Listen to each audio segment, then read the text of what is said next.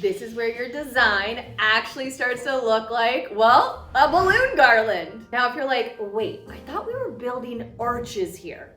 I want to make a quick distinction between these two terms, arch and garland.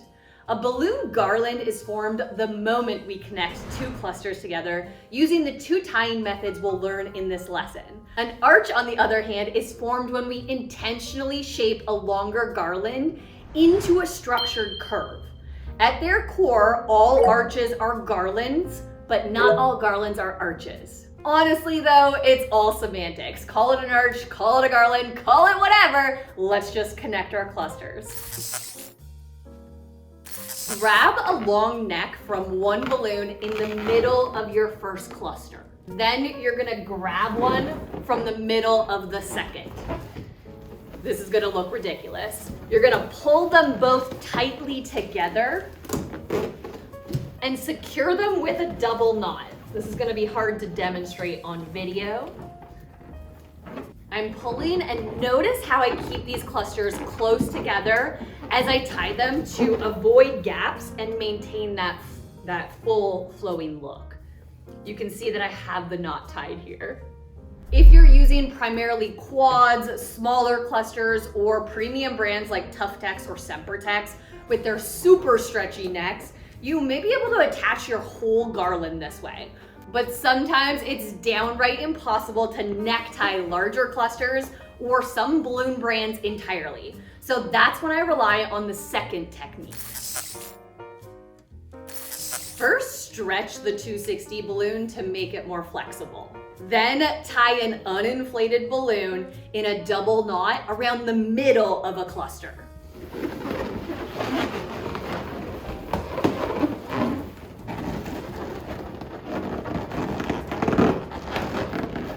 As you can see, I'm being really rough here with these ridiculously long nails, so feel free to get in there.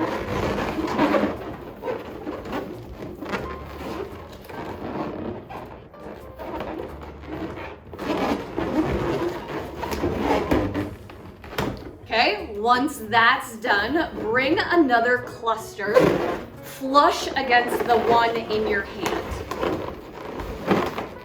And then we're just going to wrap the 260 around the second cluster and back on the first one in a figure 8 motion.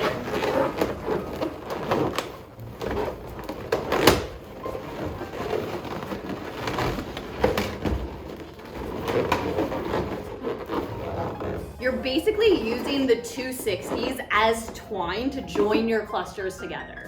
If a cluster still feels loose or wobbly, just reinforce it one more time by going back around.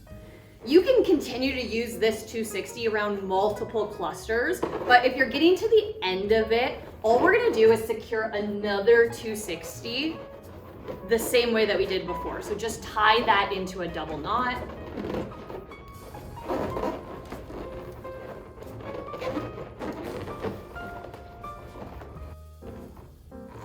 Then simply repeat either method until all your clusters are attached.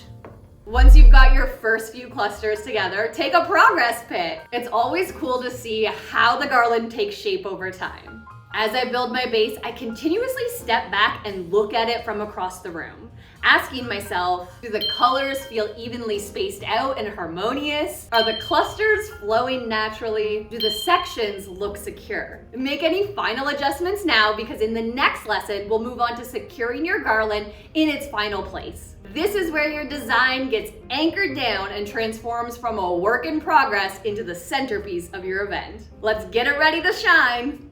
Oh my God. To secure your garland in place, we'll create an anchor point. Now watch as I loop that secured 260.